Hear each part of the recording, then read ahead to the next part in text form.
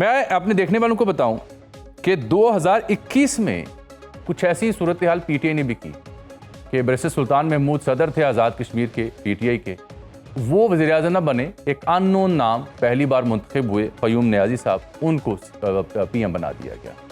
वो फैसला कितना मौसर था, 1 साल या 1.5 साल बाद वो चलते बने और सरदार तनवीर इलियास वज़ीर-ए-आज़म बनने में कामयाब। वो भी पूरा साल ना कर सके और फिर चौधरी अनवारुल हक आ गए। चौधरी अनवारुल हक को अभी कोई साल 1.5 हुआ था और फिर फैसल मुमताज़ राठौर आ गए। यानी 2021 से अब तक हम 4 वज़ीर-ए-आज़म वहाँ तब्दील कर चुके हैं, तजुर्बात कर चुके। एक ऐसे इलाके में जहाँ बेपनाह मसाइल हैं, जहाँ पे गैर मुल्की साजिशें पनप रही हैं, वहाँ उनके ज़ख्मों पर मरहम लगाने की बजाय, उनकी बात सुनने की बजाय हमारी जो सीनियर क़यादत है मुख्तलिफ़ सियासी जमातों की, उनकी फ़ैसला साजी का ये नोहा है जो मैं पढ़ रहा हूँ। भट्ट साहब बहुत अच्छा फ़ैसला किया। क्या बुराई थी अपना फ़ारूक हैदर में या शाह गुलाम कादर में या किसी भी और मुंतखब रुकने आज़ाद कश्मीर असम्बली में कि जो आपको एक हारे हुए शख्स को वज़ीर-ए-आज़म नामज़द करना पड़ा? बिस्मिल्लाहिर्रहमानिर्रहीम। आपने अजमल जामी साहब जितनी बातें की हैं, एक बात मैं आपको बता दूं कि पार्टी के जो सदर हैं मियाँ साहब नवाज शरीफ साहब, कोशिश हर एक की होती है कि मैं आगे आ जाऊं, मुझे सीट मिल जाए, मैं का टिकट ले लूं। ये एक एग्जांपल दे रहा हूं, लेकिन जब फैसला लीडर कर देता है तो फिर कारकुन उसके बाद वो उस चीज़ को मानते हैं और मानना भी चाहिए। मैं आपको एग्जांपल दे दूं, शायद खान अब्बासी साहब मरी से अपना इलेक्शन हार चुके थे, तो मियाँ साहब ने उनको लाहौर से अपनी सीट से इलेक्शन जिताकर वज़ीर-ए-आज़म बना दिया। हालांकि उनके भाई शहबाज शरीफ साहब उस वक्त एमएनए थे, तो फैसला जब पार्टी ने कर लिया तो वो कंटिन्यू रहा, माना जाता है। तो मेरा ख्याल है कि जो कारकुन होते हैं उनके जज्बात होते हैं, लेकिन लीडर के फैसले के बाद उसके बाद कोई क्वेश्चन रहता नहीं। आपने बात की शाह गुलाम कादर साहब को भी, पहले उनकी भी शायद ख्वाहिश हो कि या किसी और की वज़ीर-ए-आज़म बने, लेकिन जब फैसला हो गया तो शाह गुलाम कादर साहब किसी और जगह भी एडजस्ट हो जाएंगे, राजा फारूक हैदर साहब भी हो जाएंगे, लेकिन पार्टी का जो फैसला है वो मनोअन तस्लीम किया जाता है। और मेरा ख्याल है इसमें कोई दो राय नहीं कि ये सब ने मान लिया है कि जब मियाँ साहब ये फैसला कर दिए तो उसमें फिर दूसरी बात नहीं होती। नहीं मान नहीं रहे ना जी। शाह गुलाम कादर साहब कह रहे हैं कि आज़ाद जम्मू कश्मीर के गयूर आवाम को यकीन दिलाता हूं कि उनके इज्जत और वक़ार पर किसी किस्म का समझौता नहीं करूंगा। नवाज शरीफ के नारा वोट को इज्जत दो को यकीनी बनाऊंगा। तो ये देखे ना, वो ठीक कह रहे हैं। जब मैं आपको आज कह देता हूं कि शाह गुलाम कादर साहब मेरे से भी ज्यादा पार्टी के कारकुन है, कमिटेड आदमी है। आप उसके बाद ये वो होगा पहले का, अब आप देखेंगे उसके बाद वो बिल्कुल मनोअन उसको मानेंगे। और यही एक तरीका होता है, कारकुन यही होता है, खानदान होता है, जब कोई बड़ा फैसला कर देता है तो फिर उसके बाद बात नहीं। ये तो अच्छी बात है, लेकिन जो आपने मिसाल दी ना भट्ट साहब शाहिद खान अब्बासी साहब वाली मिसाल तो ठीक है, लेकिन फिर अब्बासी साहब आपके नहीं रहे जी। नहीं देखे ना, ये तो फिर उस शख्स का ज़र्फ होता है ना। पीएम मियाँ साहब ने तो अपना फैसला, मैंने बताया कि वो फैसला करते हैं, सब मानते हैं, तो किसी ने फिर उसके बाद इनकार नहीं किया। पीएम साहब वो शाहिद खान अब्बासी साहब फिर कंटिन्यू किया उन्होंने, वो फिर पूरा टाइम उन्होंने गुजारा। बाद में उनका माइंड चेंज हुआ, शायद वो समझे मैं लीडर बन गया हूँ, तो फिर जो लीडर कोई बंदा, ये तो फिर चौधरी निसार भी सबकी मिसाल दे दूँ, उनकी बड़ी इज्जत थी पार्टी के अंदर।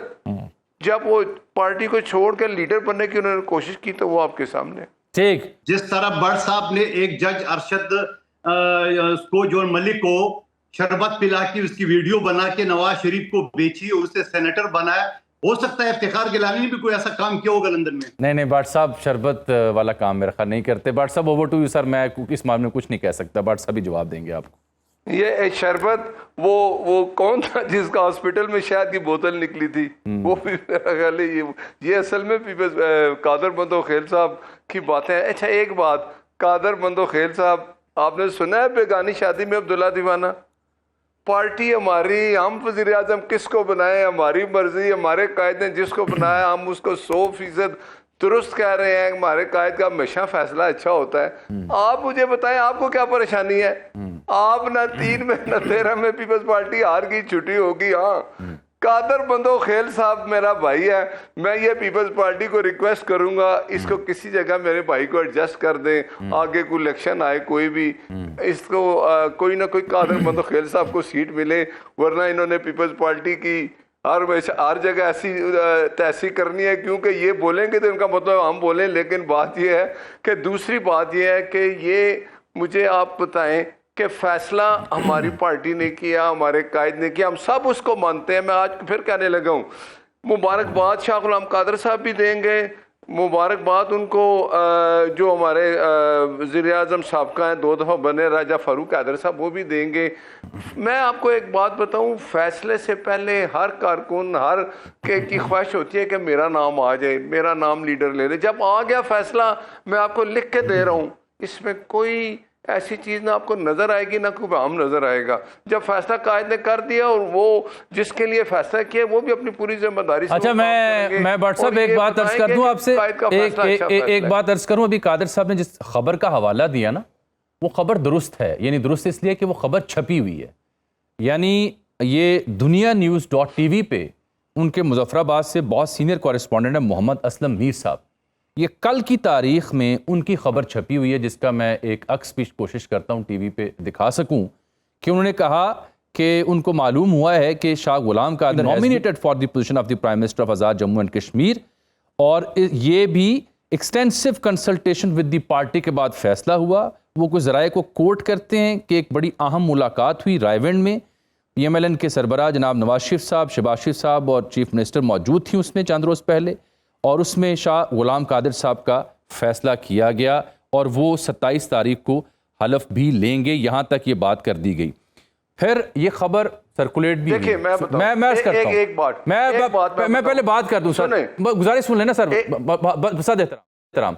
ये खबर जो है शाह गुलाम कादर साहब की, ये मुख्तलिफ हलकों की जानिब से सहाफ़ियों तक पहुँचती रही, लेकिन फिर कल प्राइम मिनिस्टर हाउस में जब ख्वाजा साहब और राना सनाउल्लाह साहब मौजूद थे, उनकी मौजूदगी में आपके मौजूदा जो स्पीकर नए बने हैं और डिप्टी स्पीकर हैं, और ये फारूक हैदर साहब और शाह गुलाम कादर साहब, इन सब की मौजूदगी में पता चला कि नहीं, वज़ीर आज़म जो हैं वो तो बैरिस्टर इफ्तिखार गिलानी होंगे। हूं दसो भट्ट साहब,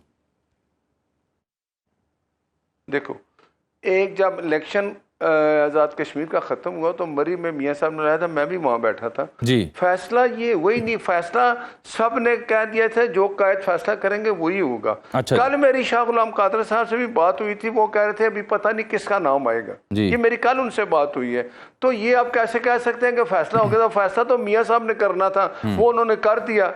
तो जब फैसला हो गया कल, तो उसके बाद तो कोई बात नहीं रहती, पहले की बातें हैं। मैं आपको लिख के दे रहा हूँ कि कल सब मौजूद होंगे, वो जब हल्फ उठाएंगे, जो भी आज होता है कल होता है,